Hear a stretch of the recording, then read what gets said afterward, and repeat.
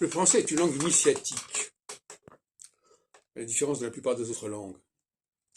C'est-à-dire qu'elle ne s'est pas vulgarisée, elle ne s'est pas mise au niveau exotérique comme l'ont fait d'autres langues.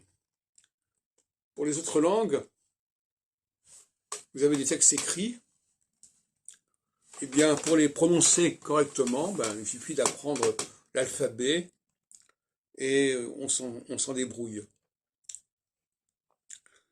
Alors en réalité, pour le français, c'est un piège.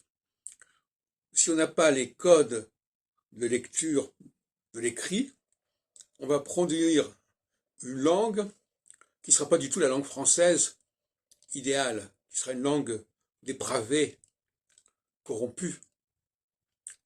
Et donc, là, on voit qu'il y aura une différence entre les gens d'en bas qui ne parlent qu'une langue corrompue, parce qu'ils ne savent pas ils ne connaissent pas le passage de l'écrit à l'oral, et les gens d'en haut qui ont appris à passer de l'écrit à l'oral, qui parlent une langue beaucoup plus belle, beaucoup plus harmonieuse, beaucoup plus signifiante.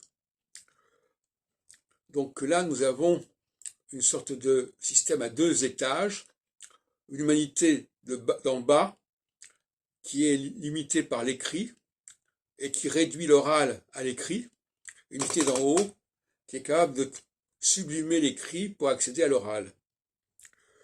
Et ça vaut aussi pour la hiérarchie des langues.